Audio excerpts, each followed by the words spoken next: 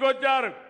నేను ఎన్నోసార్లు చెప్పాను, గంజాయి తీసుకున్న వ్యక్తికి తల్లికి భార్యకు తేడా తెలియదు. తల్లిదండ్రులంటే వాళ్ళు లెక్క పెట్టుకోరు. అలాంటప్పుడు ఇలాంటి వ్యక్తులు వాళ్ళని ప్రోత్సహించి ఇప్పుడు కూడా రౌడీల్ని, గంజాయి బ్యాచ్ని, డ్రగ్స్ సేవించే వ్యక్తుల్ని, బ్లేడ్ బ్యాచ్ల్ని వైఎస్ఆర్ కాంగ్రెస్ పార్టీ ప్రోత్సహించే పరిస్థితి వచ్చింది. ఇక్కడుండే మీరు గుర్తుపెట్టుకోవాలి, 2 ఏళ్లలో ఎక్కడా లా అండ్ ఆర్డర్ ప్రాబ్లం లేదు. అదే వీళ్ళు అధికారంలో ఉంటే శ్రీరాముడి తల తొలగించారు, అంతర్వేదిలో రథాన్ని దగ్ధం చేశారు, దుర్గమ్మ గుడిలో వెండి సింహాల్ని మాయం చేశారు. ఒక్కదానిపైన కూడా చర్య లేదు. నిన్నే ఆదోని శివాలయంలో ఒక యువకుడు ఏకంగా అక్కడ పెట్టే దీపం, ఆ దీపంలో పోయి సిగరెట్ వెలిగించుకునే ధైర్యం చేశాడు. అదే ఈ ప్రభుత్వంలో ఎవరు చేసినా వాళ్ళని వదిలిపెట్టమని మరొక్కసారి గట్టిగా హెచ్చరిస్తున్నాను. ఇంకొక పక్క దేవాలయాలన్నీ అపవిత్రం చేశారు. ఏకంగా తిరుమల లడ్డునే కల్తీ చేశారు. నెయ్యి కల్తీ, నెయ్యి కొనే పరిస్థితికి వచ్చారు. ఎప్పుడైనా సరే మత విద్వేషాలు రెచ్చగొట్టడం, మనోభావాలు దెబ్బతీయడం మంచి పద్ధతి కాదు. ఇలాంటి ఘోరాలు చాలా జరిగాయి. అలాంటి ఘోరాలు జరిగితే ఈరోజు మనం అన్ని కూడా ప్రక్షాళన చేశాం.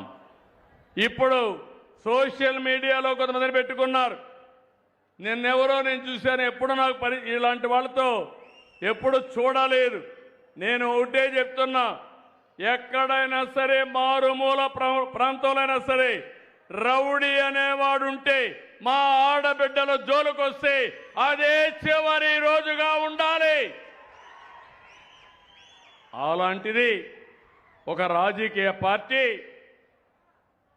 ఒక వ్యక్తి, రావణ్ అనే వ్యక్తి పురాణాలను దూషించాడు, రాముణ్ణి సీత పైన నీచంగా మాట్లాడాడు, తీవ్రవాదాన్ని పాకిస్తాన్ సమర్థించాడు. అలాంటి వాళ్ళకు అండగా ఆర్థిక సహాయం ఈ గొడ్డలి పార్టీ చేసే పరిస్థితి వచ్చింది. ఎంత బరిదిగింపని అడుగుతున్నా, ఇది న్యాయమని అడుగుతున్నాను. మీకు ఇవన్నీ నేను చెప్పాలి, మీలో కూడా చైతన్యం రావాలి, మీ ఆలోచన విధానంలో మార్పు రావాలి. మీరు ఒక్కసారి గుర్తుపెట్టుకోవాలి, మన పక్కనే నంద్యాల పక్కన పులివెందల 2019 గుర్తుపెట్టుకోవాలి. నేనే ముఖ్యమంత్రిని. నేను ముఖ్యమంత్రిగా ఉంటే బాబాయిని గొడ్డలతో లేపేసి గుండెపోటుగా చిత్రీకరించి 2వ రోజున ఆ కత్తి నా చేతిలో పెట్టి నారాసుర రక్త చరిత్రని రాజకీయ డ్రామా ఆడి ఓట్లు సంపాదించుకున్నారు. అవునా కాదా? ఇది న్యాయమా అని మిమ్మల్ని అడుగుతున్నా. ఒక ముఖ్యమంత్రి పైన ఇలాంటివి చేస్తే, అబాండాలు వేస్తే మీరు ఒక లెక్క అని మిమ్మల్ని అడుగుతున్నా. ఈ విషయాలు కూడా మీరు గుర్తుపెట్టుకోవాలి. ఏ రోజుకు ఆ రోజు డ్రామాలు ఆడుతున్నారు. మొన్న తిరుమలకు పోవాలన్నాడు, వెళ్ళమన్నాను, డిక్లరేషన్ ఇమ్మన్నాం. నేనున్నాను, మసీదుకు వస్తాను, మసీదులో సాంప్రదాయాలు పాటిస్తాను. నేను చర్చికి పోతాను, చర్చిలో సాంప్రదాయాలు పాటిస్తాను, వాళ్ళ మనోభావాలను గౌరవిస్తాను. మీరు కూడా వచ్చినప్పుడు వెంకటేశ్వర స్వామికి పోవాలంటే మీరు డిక్లరేషన్ ఇవ్వాలి. ఇమ్మంటే నేను ఇవ్వనంటాడు. నిన్న మాట్లాడతాడు, హే రామ్ అంటాడు. అంటే ఏమనాలి?